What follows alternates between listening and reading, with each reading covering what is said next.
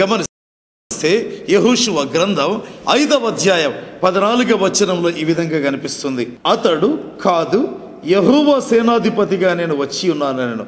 యెహోషువ నేలమట్టుకు సాగిలపడి నమస్కారము చేసి, నా ఏలినవాడు తన దాసునికి సెలవిస్తున్నదేమని అడిగాను. దేవుని గ్రంథం అండి ఇది, మహిమ కలిగినటువంటి దేవుని గ్రంథం. ప్రియమైన వారులారా, దీనిలోంచి దేవుడు మనతో మాట్లాడుతుంటున్నాడు.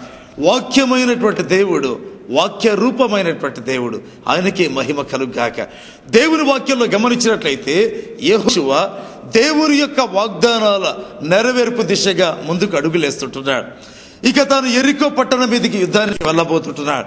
దేవుడిచ్చినటువంటి వాగ్దానములో మరి యొక్క అద్భుతాన్ని పొందేదానికి, మరి ఒకటి స్వతంత్రించుకునే దానికి ఆ యొక్క యెహోషువ ఆయత్త పడుతుంటున్నాడు.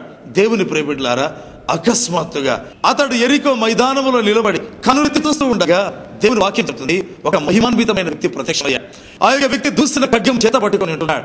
దేవునికి విజయ స్తోత్రాలు చెల్లిద్దాం. దూసిన ఖడ్గం చేత పట్టుకొని ఉండగా దేవుని యొక్క వాక్యం గమనిస్తే యెహోషువ అతను అడగడం ప్రారంభించాడు, నీవు మా పక్షంలో ఉన్నవాడవా లేకపోతే పరపక్షంలో ఉన్నవాడవా? అప్పుడు ఆ వ్యక్తి అన్నాడు, నేను యెహోవా సేనాధిపతిగా వచ్చి ఉన్నాను. ఈ మాట ఆ యొక్క వ్యక్తి చెప్పగా, ప్రియ దేవుని బిడ్డలారా, యెహోషువ 5:14లో యెహోషువ నేలమట్టుకు సాగిలపడ్డాడండి. యెహోషువ నేలమట్టుకు సాగిలపడ్డాడు. ప్రియ దేవుని బిడ్డలారా, సాగిలపడ్డ తర్వాత ఒక మాట అడిగాడు, నా ఏలినవాడు తన దాసునికి సెలవిస్తున్నదేమి అన్నాడు.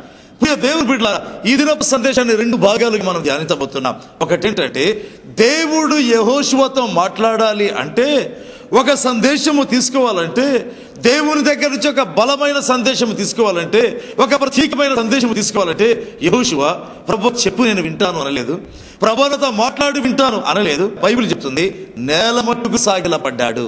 నేలమట్టుకు సాగిలపడ్డాడు. ఆపిదమంటున్నాడు, తండ్రి మీ సందేశం ఏంటో నాతో చెప్పు ప్రభువా. సాగిలపడ్డ తర్వాత ఆ సందేశాన్ని స్వీకరించాలని కోరుతున్నాడు. దేవుని బిడ్డలారా, ఒక వ్యక్తి జీవితంలో దేవుని నుంచి ఏదైనా పొందాలి అంటే, ఒక ఆశీర్వాదమైన, ఒక అద్భుతమైన, దేవుని చిత్తమైన, ఒక ప్రత్యేకమైన సందేశమైన మన జీవితంలో పొందాలంటే ఒక అనుభవం అవసరం అండి. ఏంటి ఆ అనుభవం? దేవుని దగ్గర తగ్గించుకోవడం. ఏ విధంగా తగ్గించుకోవడం? నేలమట్టుకు తగ్గించుకోవడం. ఏ విధంగా తగ్గించుకోవడం? సాష్టాంగపడినంతగా తగ్గించుకోవడం. ఆ యొక్క యెహోషువ ఎటు దేవుడు మాట్లాడుతుంటున్నాడు. ఏమన్నాడు దేవుడు? ఇదిగో దేవుని సేనాధిపతిగా వచ్చి ఉన్నాను అనేటువంటి ఆ యొక్క వ్యక్తి ద్వారా మాట్లాడుతున్నాడు కదా. ఇక కాబట్టి సందేశం ఏమి అనవచ్చు. అయితే యెహోషువ నేలమట్టుకు సాగిలపడ్డ తర్వాత ఆ సందేశం వినాలని కోరుతున్నాడు. దేవుని ప్రియబిడ్డలారా, విశ్వాసులారా, దేవుని దగ్గర ఒక సంపూర్ణత మనం పొందాలంటే, ఒక సంపూర్ణమైన సందేశం, ఒక సంపూర్ణమైన దీవెన పొందాలంటే ఆ దేవుని దగ్గర తగ్గించుకోవాలి. దేవుని వాక్యంలో గమనిస్తే మత్తయి సువార్త 26వ అధ్యాయం 39వ వచనంలో మన ప్రియ ప్రభుని మనం చూస్తాం. దేవునికి స్తోత్రం చెల్లిదామా. యెహోషువ ఒక పరిచారకుడై సాష్టాంగ పడితే, ఇక్కడ దేవుని కుమారుడు ఆ గెత్సేమను తోటలో సాగిలపడ్డాడండి, సాష్టాంగ పడ్డాడు. అది మత్తయి 26వ అధ్యాయం 39వ వచనం. యేసుక్రీస్తు ప్రభు ఆ యొక్క గెత్సేమను తోటలో సాష్టాంగ పడి, లేదా నేల మీద పడిపోయి సాగిలపడి ప్రార్థన చేయడం ప్రారంభించాడు. తండ్రి, నా చిత్తము కాదు నీ చిత్తము సిద్ధించుగాక. ప్రియ దేవుని బిడ్డలారా, ఎప్పుడైతే పూర్తిగా తగ్గించుకున్నాడో, ఎప్పుడైతే నేలమట్టు సాగిలపడ్డాడో, దేవుని చిత్తానికి అడ్డు అనేటువంటిది తొలగిపోయింది.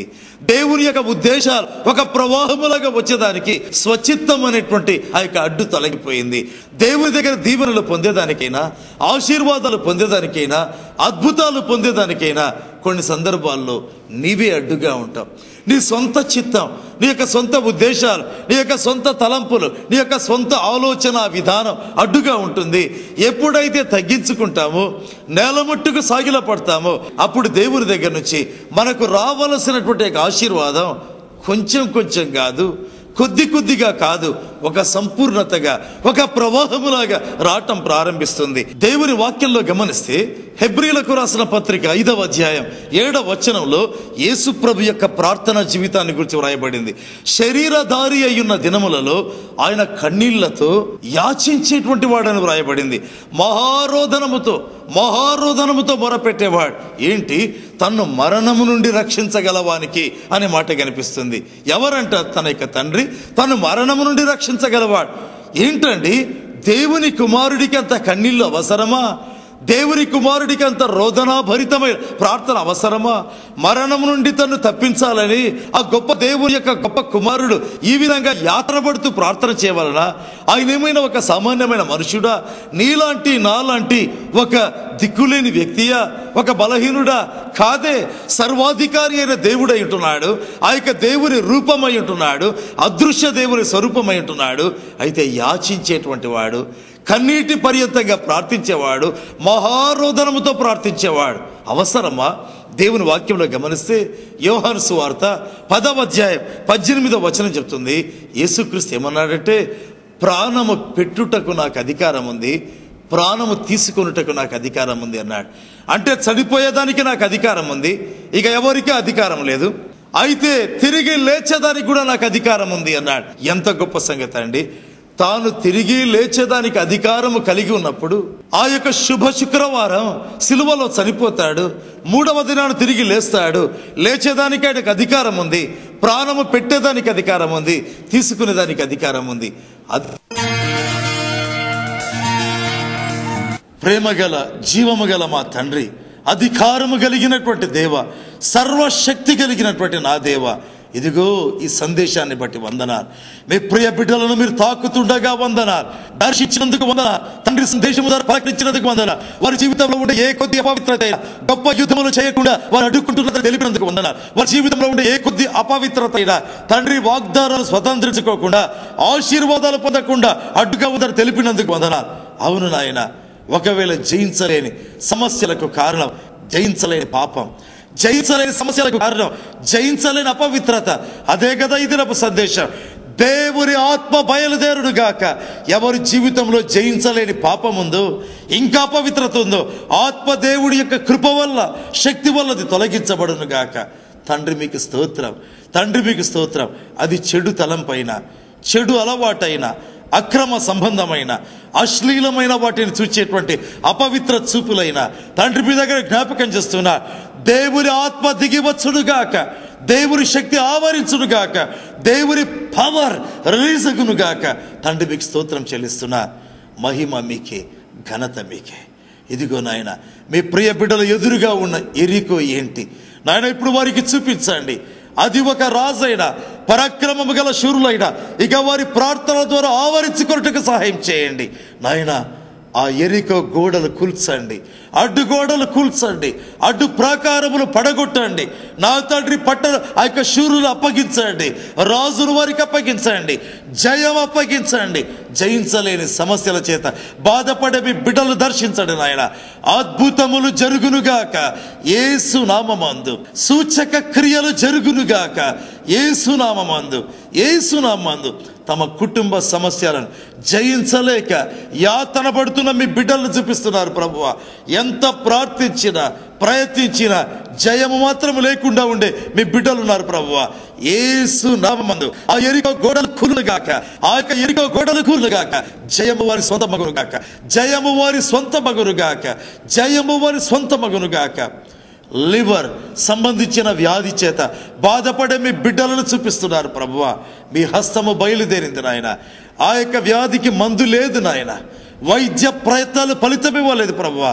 అలాంటి మీ బిడ్డలను చూపిస్తున్నారు ప్రభువా. అద్భుతము జరుగునుగాక, అద్భుతము జరుగునుగాక యేసు నామమందు. సూచక క్రియ జరుగునుగాక యేసు నామమందు. ఆ యొక్క లివర్ బాగైపోవునుగాక యేసు నామమందు. ప్రతి వ్యాధి తొలగించండి, ప్రతి సమస్య తొలగించండి. సంతానము లేని వారి కొరకై ప్రార్థించమని ఆయన ఈ సమయంలో ఆత్మ ద్వారా మీరు బయలుపరుస్తున్నారు ప్రభువా. తండ్రి, కొద్దిమంది అయితే ఈ సమస్య కొరకు ప్రార్థిస్తూ బాగుంటుంది అనుకుంటున్నారు నాయన. వారి అద్భుతాన్ని మీరు వారికి ఇచ్చినందుకు వందనాలు, ఇచ్చినందుకు వందనాలు, ఇచ్చినందుకు వందనాలు తండ్రి. వారి గర్భములు మీరు ముట్టినందుకు వందనాలు. మీకు స్తుతి, మీకు స్తుతి, మీకు స్తుతి నాయన. ఈ కార్యక్రమమునకు ఆర్థిక సహాయం అందించిన మీ ప్రియ బిడ్డలను దీవించండి, వారి కానుకలను ఆశీర్వదించండి, వారి కుటుంబాలను దీవించండి, వారికి మేళ్లను అనుగ్రహించండి. ఈ కార్యక్రమాన్ని స్పాన్సర్ చేసిన ఆ బిడ్డలపై దేవుని దీవెనలు ఉంచండి. ప్రత్యేకంగా కృపా గడియల టీవీ కార్యక్రమానికి ప్రతి నెల తమ కానుకలను పంపుతున్న ప్రతి ఒక్కరిని దీవించండి, దీవించండి, దీవించండి. నిత్య మహిమ మీరు పొందుమని యేసు పేరుతో అడుగుతున్నాను తండ్రి, ఆమేన్. కృపా గడియల టీవీ కార్యక్రమాన్ని చూస్తూ ఉండగా దేవుని ఆశీర్వాదాలు మీరు పొందుతున్నారు కదా, దేవుని వాక్యపు వర్షం మీ మీద పడుతుంది కదా, ప్రార్థనలో దేవుని ఆశీర్వాదాలు మీ మీదకి వస్తున్నాయి కదా, దేవునికి స్తోత్రం చెల్లిద్దాం. అలాగైతే ఈ కృపా గడియల టీవీ కార్యక్రమానికి మీ కానుకలు పంపి దేవుని ఆశీర్వాదాలను మీరు స్వతంత్రించుకోనండి. మీ కానుకలు ఆన్లైన్ ద్వారా ఈ టీవీలో కనిపిస్తున్నటువంటి నంబర్కి పంపడం ద్వారా నేరుగా మా పరిచర్యకు మీరు కానుకలు పంపిన వారు అవుతారు. అంతేకాకుండా ఒక టీవీ కార్యక్రమాన్ని మీరైనా మీ కుటుంబ సభ్యులైనా స్పాన్సర్ చేయదలిచినట్లయితే క్రింద కనపడుతున్నటువంటి ఫోన్ నంబర్ను వెంటనే సంప్రదించండి. మీ కొరకే ప్రత్యేకంగా ప్రార్థిస్తాం.